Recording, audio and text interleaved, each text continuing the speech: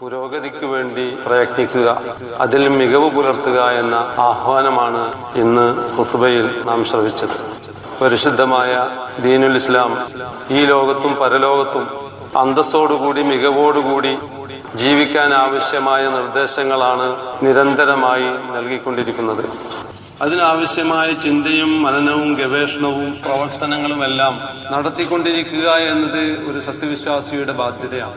അത് യഥാവിധി നിർവഹിക്കപ്പെടുമ്പോൾ മാത്രമാണ് നാം ഈ ദുനിയാവിലും പാരത്രിക ലോകത്തും വിജയം കൈവരിക്കുന്നത്. അതുകൊണ്ട് തന്നെ പരിശുദ്ധ ഖുർആന്റെ ആ ആഹ്വാനം ഉൾക്കൊണ്ടുകൊണ്ട് ആത്മീയമായും ഭൗതികമായുമുള്ള പുരോഗതിക്ക് അനിവാര്യമായ പ്രവർത്തനങ്ങളും ചിന്തയും ഗവേഷണങ്ങളുമെല്ലാം നിരന്തരമായി നാം നടത്തിക്കൊണ്ടിരിക്കേണ്ടതുണ്ട്. ഇതിൽ ആലസ്യം ബാധിക്കുന്ന ഒരു സമൂഹം ഒരിക്കലും പുരോഗതി പ്രാപിക്കുകയില്ല. ആത്മീയ രംഗങ്ങളിൽ മാത്രമല്ല, നിർമ്മാണ രംഗങ്ങളിലായാലും വ്യവസായ തലങ്ങളിലായാലും എല്ലായിടത്തും മികവ് പുലർത്തുക എന്നത് സത്യവിശ്വാസിക്ക് അനിവാര്യമായ ഒന്നാണ്. അതിനുവേണ്ടിയുള്ള അധ്വാനം ഇബാദത്താണ്. നമ്മുടെ പൈതൃകം നമുക്ക് പറഞ്ഞു തരുന്ന രീതിയും അത് തന്നെയാണ്. മഹാനായ റസൂലുള്ളാഹി സ്വല്ലല്ലാഹു അലൈഹി വസല്ലം നമ്മെ പഠിപ്പിക്കുകയുണ്ടായി, ഇന്നല്ലാഹ കതബൽ ഇഹ്സാന അലാ കുല്ലി ഷൈ. ഇഹ്സാൻ ഉണ്ടാവുന്നത് എപ്പോഴാണ്? എന്താണ് ഇഹ്സാൻ എന്ന് പറഞ്ഞാൽ തിരുനബി സല്ലല്ലാഹു അലൈഹി വസല്ലം തങ്ങളത് വിശദമായി തന്നെ അതിന്റെ നിർവചനം നമ്മെ പഠിപ്പിച്ചതാണ്. അൻ തഅബുദല്ലാഹ കഅന്നക തറാഹു ഫഇൻ ലം തകുൻ തറാഹു ഫഇന്നഹു യറാക. നീ അള്ളാഹുവിനെ നേർക്കുനേരെ നോക്കിക്കാണുന്നത് പോലെ നീ കർമ്മങ്ങൾ നിർവഹിക്കുക. സ്വാഭാവികമായും തന്റെ യജമാനൻ തന്നെ നോക്കുന്നത് നേർക്കുനേരെ കാണുമ്പോൾ കുറ്റമറ്റ രൂപത്തിൽ യാതൊരു വൈകല്യങ്ങളുമില്ലാതെ ആലസ്യമില്ലാതെ ആ കർമ്മം നിർവഹിക്കുക എന്നത് സ്വാഭാവികമാണ്. ആ രൂപത്തിൽ നീ കർമ്മം നിർവഹിക്കുക. ഫഇൻ ലം തകുൻ തറാഹു ഫഇന്നഹു യറാക. നീ അവനെ കാണുന്നില്ലെങ്കിൽ പോലും അവൻ നിന്നെ കണ്ടുകൊണ്ടിരിക്കുന്നു എന്ന ബോധം നിനക്കുണ്ടായിരിക്കണം. ഇവിടെ നാം യാത്ര ചെയ്യുമ്പോൾ റോഡുകളിൽ മോണിറ്റേർഡ് ബൈ റഡാർ എന്ന് എഴുതി വെച്ചാൽ റഡാർ നിങ്ങളെ നിരീക്ഷിക്കുന്നതായി നിങ്ങൾ മനസ്സിലാക്കുമ്പോൾ സ്വാഭാവികമായും നിയമപാലനത്തിനായി നിങ്ങളെ പ്രേരിപ്പിക്കുന്നു. എന്നാൽ അള്ളാഹുവിന്റെ മോണിറ്ററിംഗ് നിരന്തരമായി നിങ്ങളിൽ നടന്നുകൊണ്ടിരിക്കുന്നു. ഈ ബോധമുള്ള ഒരു സത്യവിശ്വാസി തീർച്ചയായും ആ അള്ളാഹു കൽപ്പിച്ചതനുസരിച്ച് മാത്രമേ ജീവിക്കുകയുള്ളൂ. ഇന്നല്ലാഹ കാന അലൈക്കും റഖീബ. അല്ലാഹു സുബ്ഹാനഹു വ തആല നിരീക്ഷണം നടത്തിക്കൊണ്ടിരിക്കുകയാണ്. നീ എവിടെ എന്ത് എപ്പോൾ പ്രവർത്തിച്ചാലും അള്ളാഹുവിന്റെ കണ്ണിൽ നിന്ന് മറച്ചു പിടിക്കാൻ നിനക്ക് കഴിയില്ല തന്നെ. ഈ ബോധം മാത്രമേ ഇന്നത്തെ അവസ്ഥയിൽ മനുഷ്യൻ നന്നാകാൻ ഏക മാർഗമായിട്ടുള്ളൂ. ആധുനിക ടെക്നോളജിയുടെ വികാസം കൊണ്ട് മറ്റാരും അറിയാതെ ഏത് മുക്കിലും മൂലയിലും ഇരുന്ന് ഏത് തിന്മയും ചെയ്യാവുന്ന സൗകര്യത്തിലേക്ക് നാം എത്തിയിരിക്കുന്നു. ഇവിടെ മനുഷ്യൻ നന്നാവണമെങ്കിൽ എന്റെ എല്ലാ ചലനങ്ങളും നിശ്ചലനവും എല്ലാം നിരന്തരമായി നിരീക്ഷിച്ചു കൊണ്ടിരിക്കുന്ന പടച്ച തമ്പുരാന്റെ കൺമുന്നിൽ നിന്ന് മറച്ചു പിടിച്ചുകൊണ്ട് ഒരു കർമ്മവും ചെയ്യാൻ, ഒരു ചലനവും നിർവഹിക്കാൻ എനിക്ക് കഴിയില്ല എന്ന ആ സത്യബോധം മനുഷ്യന്റെ ഹൃദയത്തിലേക്ക് സന്നിവേശിപ്പിക്കുക മാത്രമാണ് മനുഷ്യനെ നന്നാക്കിയെടുക്കാനുള്ള ഏകമാർഗം. ആ ഒരു ബോധത്തിലേക്ക് സമൂഹത്തെ കൊണ്ടുവരാൻ, തന്നെ തന്നെയും ആ ഒരു അവസ്ഥയിലേക്ക് ഉയർത്തിക്കൊണ്ടുവരാനുള്ള ശ്രമമാണ് സത്യവിശ്വാസി ചെയ്യേണ്ടത്. അങ്ങനെ ഉണ്ടാവുമ്പോൾ അവൻ നിർവഹിക്കുന്ന മുഴുവൻ പ്രവർത്തനങ്ങളും വിജയിക്കുമെന്നത് തീർച്ചയാണ്. ഈ ഒരു ബോധത്തോടുകൂടി സമൂഹം പ്രവർത്തിച്ചത് കൊണ്ടാണ് നമ്മുടെ മുൻഗാമികൾ ആത്മീയ ആധുനിക മേഖലകളിലെല്ലാം മികവ് പുലർത്തിയത്, വിജയിച്ചത്. പരിശുദ്ധ ഖുർആന്റെ നിർദ്ദേശം പുരോഗമനാത്മകമാണ്, നിർമ്മാണാത്മകമാണ്. ഹുവ അൻസാകും മിനൽ അർദ്. അല്ലാഹു തആല നിങ്ങളെ ഈ ഭൂമിയിൽ വളർത്തിക്കൊണ്ടുവന്നു. വസ്തഅമറകും ഫിഹാ. അതിൽ നിങ്ങളെ അധിവസിപ്പിച്ചു. അതിന്റെ നശീകരണമല്ല നിങ്ങൾ ലക്ഷ്യം വെക്കേണ്ടത്, മറിച്ച് അതിന്റെ പുരോഗതിയാണ്. നിർമ്മാണാത്മകമായ ശൈലിയിലാണ് നിങ്ങൾ ഈ ഭൗതിക ലോകത്തെ സമീപിക്കേണ്ടത്. തിരുനബി സമൂഹത്തെ എങ്ങനെ സംസ്കരിച്ചു കൊണ്ടുവന്നു, അവരുടെ ധിഷണയെ എങ്ങനെ തട്ടി ഉണർത്തി, അവരുടെ ചിന്താശേഷിയെ എങ്ങനെ പരിപോഷിപ്പിച്ചു കൊണ്ടുവന്നു എന്നതൊക്കെ മനസ്സിലാക്കാൻ ആ മുത്തുനബി സല്ലല്ലാഹു അലൈഹി വസല്ലം തങ്ങളുടെ ഹദീസിലേക്ക് അല്പം ഒന്ന് കണ്ണോടിച്ചാൽ മതി. ഒരിക്കൽ റസൂലുള്ളാഹി സല്ലല്ലാഹു അലൈഹി വസല്ലം സഹാബത്തിനോട് ചോദിച്ചു, ഇന്ന മിന ശജരി ശജറതൻ ലാ യസ്ഖുതു വറഖുഹാ. മരങ്ങളുടെ കൂട്ടത്തിൽ ഒരു മരമുണ്ട്, അതിന്റെ ഇല പൊഴിയുകയില്ല. വഹിയ മസലുൽ മുസ്ലിം. അത് മുസ്ലിമിന് ഉദാഹരണമാണ്. ഹദ്ദിസൂനി മാഹിയ. അതേതാണെന്ന് പറഞ്ഞുതരോ? നബിക്കാവ് പറഞ്ഞു കൊടുത്താൽ മതി. പക്ഷെ ജനങ്ങളുടെ ശ്രദ്ധയെ കൊണ്ടുവരിക, അവരെ ചിന്തിപ്പിക്കുക. ഇത് ഇസ്ലാമിന്റെ ഒരു പ്രധാനപ്പെട്ട തത്വമാണ്. മനുഷ്യനെ ചിന്തിപ്പിക്കുക, ആ ചിന്തയിൽ നിന്ന് നന്മകൾ വളരട്ടെ, അങ്ങനെ ചിന്തിപ്പിക്കുക എന്ന ദൗത്യം അത് ഓരോ രംഗത്തും തിരുനബി സല്ലല്ലാഹു അലൈഹി വസല്ലം തങ്ങൾ നിർവഹിച്ചതായി കാണാം. സഹാബത്ത് പല മരങ്ങളുടെയും പേര് പറഞ്ഞു. അപ്പൊ ഇബ്നു ഉമർ റളിയല്ലാഹു അൻഹു പറയുന്നു, ഞാൻ അന്ന് കുട്ടിയാണ്, പ്രമുഖരായ സഹാബികളെല്ലാം സദസ്സിലുണ്ട്, അവരെല്ലാം പലതരം മറുപടി പറഞ്ഞു. ആ സമയത്ത് എന്റെ മനസ്സിൽ ഒരു ഉത്തരം തോന്നി. അത് ഈത്തപ്പന എന്നായിരുന്നു, നഖ്ല എന്നായിരുന്നു.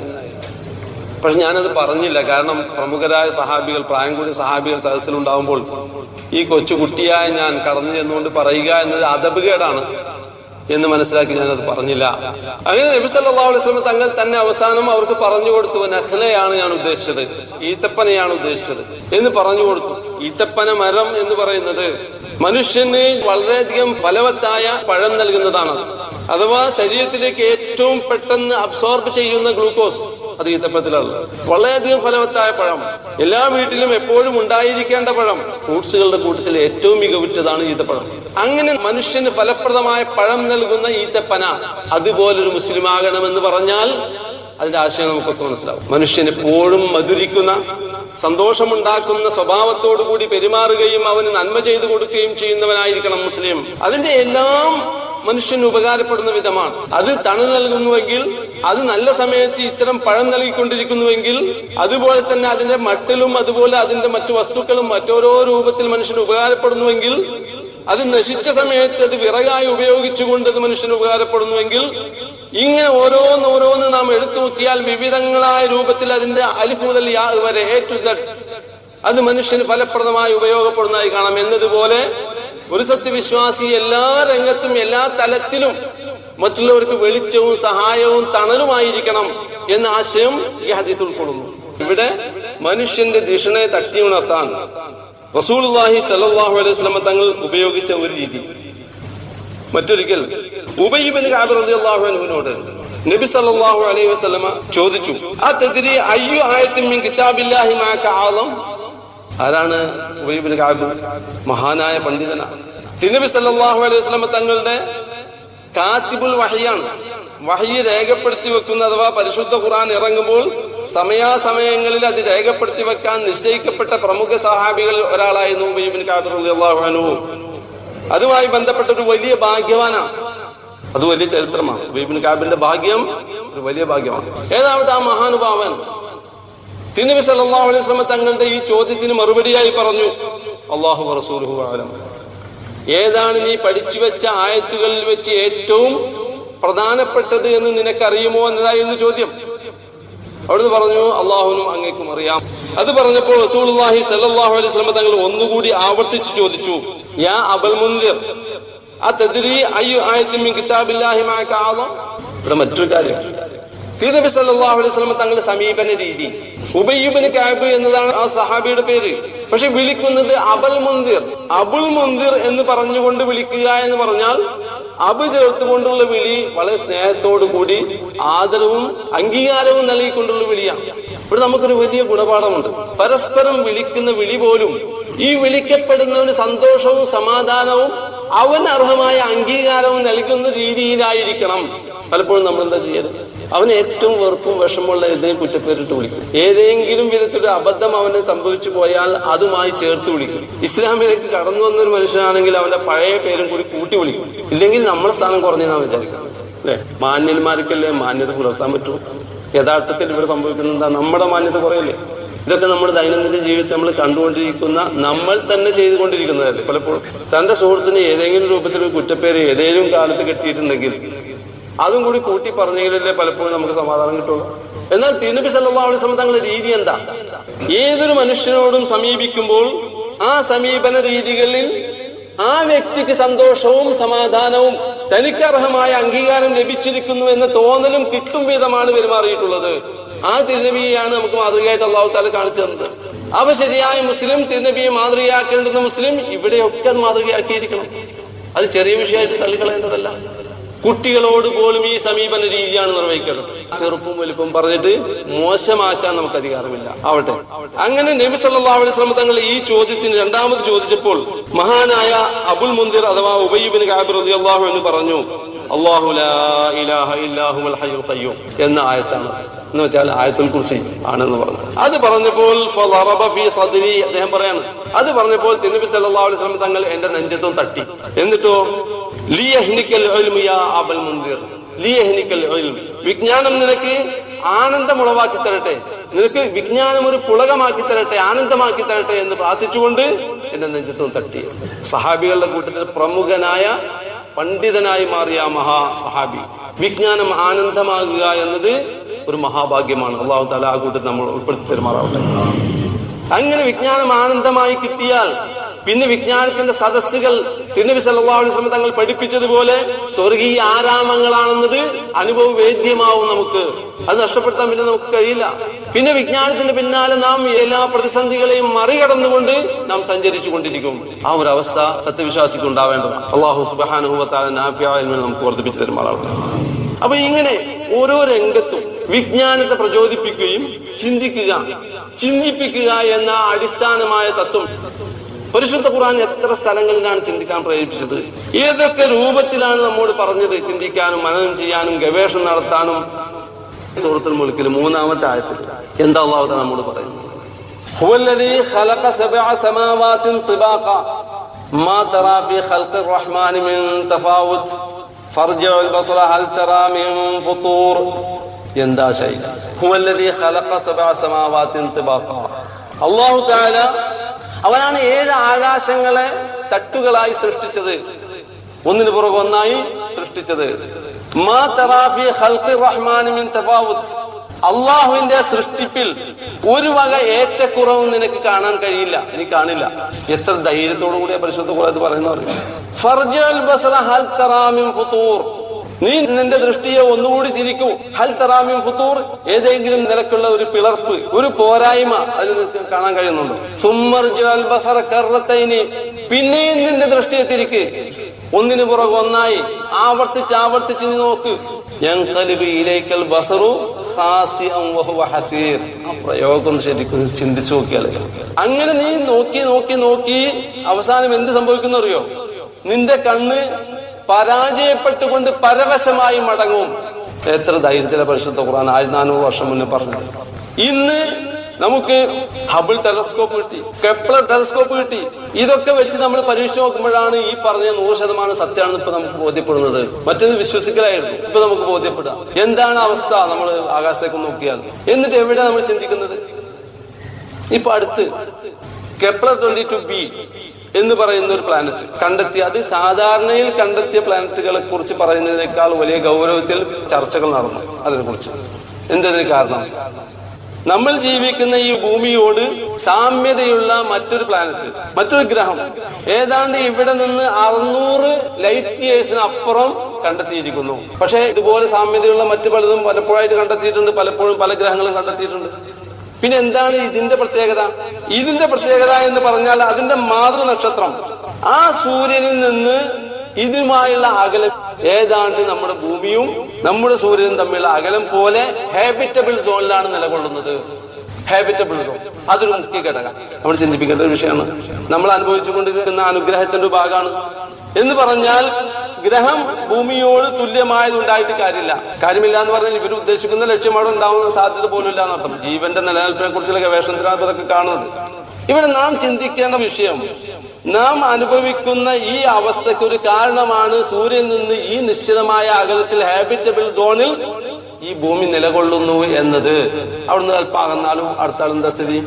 ഇന്നത്തെ ശാസ്ത്രം പറയുന്നത് ഈ ഹാബിറ്റബിൾ സോണിൽ നിന്ന് അകന്നു പോയാൽ പിന്നെ വെള്ളം എന്ന രൂപത്തിൽ അവിടെ ലിക്വിഡായി നിലനിൽക്കുന്ന അവസ്ഥ ഉണ്ടാവില്ല. എന്തുണ്ടാവുക? അത് ഉറച്ചു പോകും, ഉപയോഗിക്കാൻ കഴിയില്ല. അടുത്താണെങ്കിൽ അത് ബാഷ്പീകരിച്ചു പോകും, പിന്നെ അവിടെ വെള്ളം ഉണ്ടാകില്ല. അപ്പൊ നിശ്ചിതമായ അകലത്തിൽ ഇത്ര കൃത്യമായി അല്ലാഹു തആല ഈ നിഅമത്ത് നമുക്ക് തന്നുകൊണ്ടിരിക്കാം. അതേസമയം ഇത് ഒറ്റക്ക് നിൽക്കുകയാണോ? അല്ലല്ലോ, അത് സ്വയം തിരിയുന്നുണ്ട്. സൂര്യനെ പ്രദക്ഷിണം ചെയ്യില്ലേ? അത് ഉൾക്കൊള്ളുന്ന ഈ സൗരയൂഥമോ സെക്കൻഡിൽ 250 കിലോമീറ്റർ സൂര്യൻ ഉൾപ്പെടെ പ്രദക്ഷിണം ചെയ്തുകൊണ്ടിരിക്കുന്നു.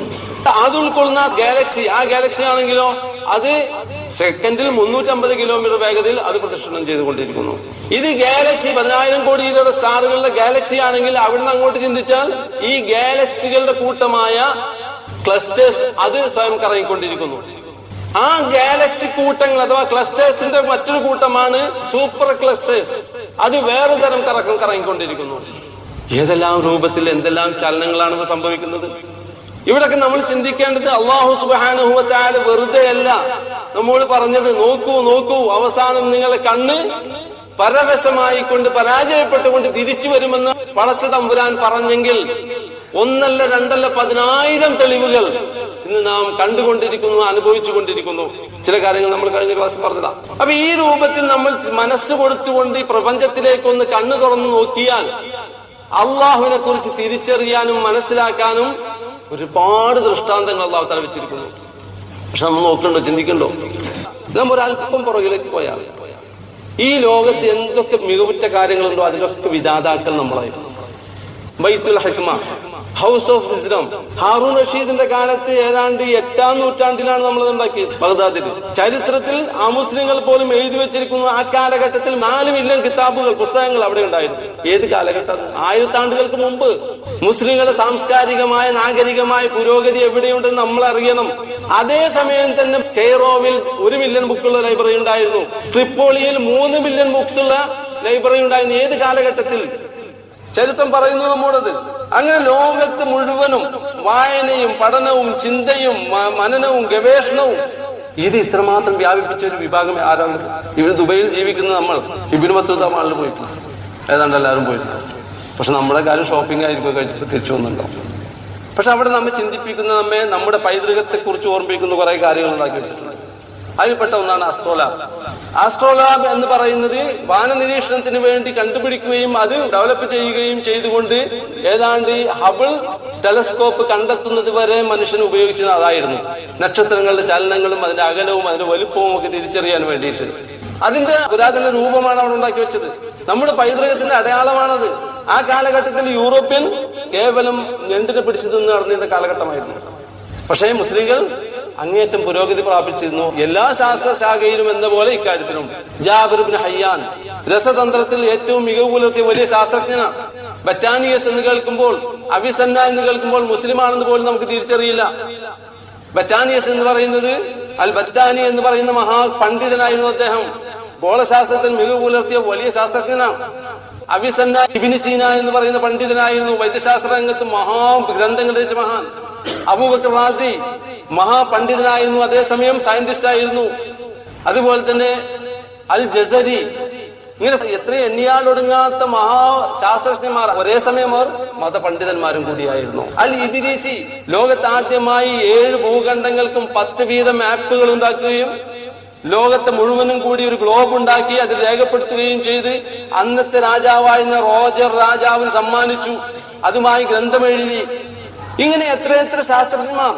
എല്ലാ ശാസ്ത്രത്തിന്റെയും വിധാതാക്കളും അതിന്റെ പ്രചാരകരും നമ്മളായിരുന്ന ഒരു കാലഘട്ടം. ഞാൻ പറഞ്ഞു വരുന്നത് എന്തിനു വേണ്ടി എന്ന് ചോദിച്ചാൽ, ഇന്ന് നമ്മൾ പഠിക്കുന്നു, നമ്മൾ ഭൗതികമായിട്ട് കുറച്ച് വിദ്യാഭ്യാസം നേടുന്നുണ്ട് നമുക്ക് തോന്നലുണ്ട്. പക്ഷെ ഗവേഷണ രംഗത്തേക്ക് ഉയർന്നു ചെല്ലുന്നവൻ ആരാ? എത്ര ശതമാനമുണ്ട് നമ്മുടെ കൂട്ടം? സാമ്പത്തികമായിട്ട് അല്ലാഹു തആല കൂടെ തന്നില്ലേ? എന്തേ തന്റെ മക്കളെ പഠിപ്പിച്ച് ഗവേഷണ രംഗത്ത് ഉയർത്തിക്കൊണ്ടുവരാൻ നമുക്ക് തോന്നാത്തത്? കേവലം പണം സമ്പാദിക്കാനുള്ള, പണം കായ്ക്കുന്ന മരങ്ങളാക്കി മാറ്റാനല്ലേ നമ്മുടെ ചിന്ത മക്കളെ കുറിച്ച്? അങ്ങനെ ഗവേഷണം ചെയ്ത് ഉയർന്നു വരികയും സമൂഹത്തിനും സമുദായത്തിനും ഉപകാരപ്പെടുന്ന മക്കളാക്കി മാറ്റാൻ എന്തുകൊണ്ട് നമ്മൾ പ്ലാൻ ചെയ്യുന്നില്ല? ഈ നശ്വരമായ ലോകത്ത് ജീവിക്കുമ്പോൾ അവിടെ അള്ളാഹുവിന്റെ നിർദ്ദേശം പാലിച്ചുകൊണ്ട് ആത്മീയമായും അതുപോലെ തന്നെ ആധുനികമായുമുള്ള മുഴുവൻ കാര്യത്തിലും മികവ് പുലർത്താൻ എനിക്ക് കേവലം അടിച്ചുപൊളിച്ച് ആർഭാടം കാണിച്ചുകൊണ്ട് നശിപ്പിക്കേണ്ട ഒരു ജീവിതമല്ല എന്റേത്. മറിച്ച് അള്ളാഹുവിന്റെ കൽപ്പനകൾ പാലിച്ചുകൊണ്ട് അവരുടെ നിർദ്ദേശങ്ങൾ സ്വീകരിച്ചുകൊണ്ട് മികവുറ്റൊരു ജീവിതം ബുദ്ധിപരമായി പ്ലാൻ ചെയ്തുകൊണ്ട് അന്തസ്സുള്ളൊരു ജീവിതം ഈ ലോകത്തും വേണം, എനിക്ക് ആഖിറത്തിലും വേണം. അതിന് മാത്രമാണ് യഥാർത്ഥ അന്തസ്സുള്ളത്. അത് തിരിച്ചറിഞ്ഞുകൊണ്ട് ജീവിതം ശുദ്ധീകരിക്കാൻ ശ്രമിക്കുക. അല്ലാഹു സുബ്ഹാനഹു വ തആല അതിന് തൗഫീഖ് നൽകുമാറാവട്ടെ. റഹ്മാനായ റബ്ബേ, ഞങ്ങൾക്ക് നീ നാഫിയായ ഇൽമിനെ വർദ്ധിപ്പിച്ചു തരണേ. തമ്പുരാനെ, നാഫിയായ ഇൽമിനെ വർദ്ധിപ്പിച്ചു തരണേ റഹ്മാനെ. പടച്ചവനെ, ഇൽമിനോട് ഒടുങ്ങാത്ത അഭിനിവേശം ഞങ്ങൾക്ക് നീ നൽകണേ റഹ്മാനെ.